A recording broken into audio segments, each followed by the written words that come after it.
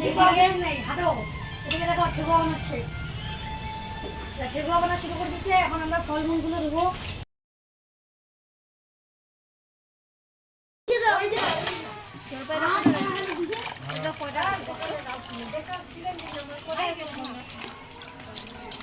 তো গাইস, ফলের দোকান না, এগুলো হচ্ছে ছট পূজার কুলার, মানে সাজাবো আমরা।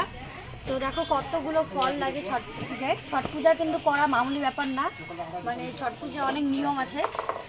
আমিও সেটা জানি না, আমার মার থেকে আমি শিখছি। তো যাই হোক, তো আমরা এখন কুলা সাজাবো, তোমরা আমার ভিডিওটা দেখতে থাকো।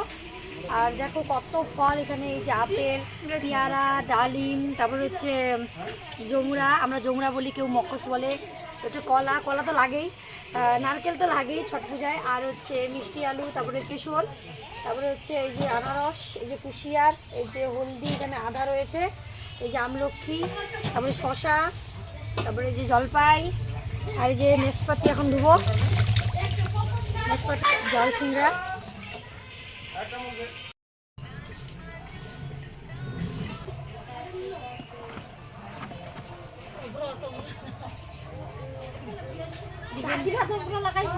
না, খালি কুলা ডিজাইন।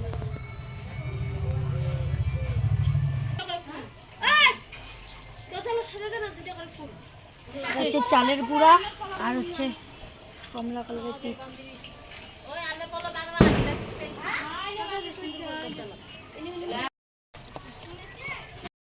কেন আনছে আমের দাতুন?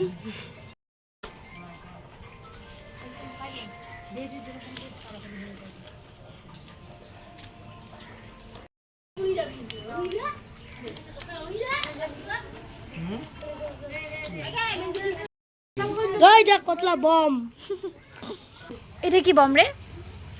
এটা জেনারেটর বম। আর এটা তো কলা গাছ। এটা ফুটেন না, মনটি ফুটে, এটা আমার সঙ্গে যাবে না। তো গাইস, আমাদের এখন 4টা কুলা রেডি হয়ে গেল, আর 2টা বাকি আছে, আমাদের 6টা টোটাল কুলা। তো আমরা এখন সাজাচ্ছি। এই যে আমার দিদা ছট পূজা করে, দেখে নাও। তো গাইস, আমাদের কুলা সাজা কমপ্লিট। 4টা হয়েছে না, আরো চাপাই দে, নিচে চাপাই দে, কেন দোচালা দিয়ে বারণ করে যাবে। একটা নিয়ে যাবে খালি। হয় কয়টাতে নিয়ে ভালো লাগিবা দিচ্ছে, তোর ছোট রাখি গেছে লাগিয়ে দিচ্ছে। তো গাইস, ফাইনালি আমাদের ঢাকি রেডি হয়ে গেল, 2টা ঢাকি রেডি হবো। তো তোমাদের সাথে রেডি হয়ে দেখা হচ্ছে।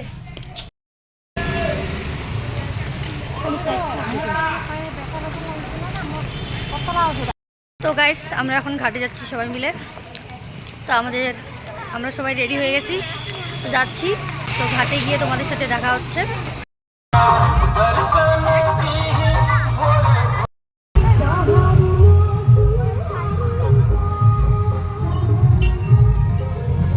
এতগুলো ঘাট গাইস, আমরা খুঁজে পাচ্ছি না আমাদের ঘাট কোনটা।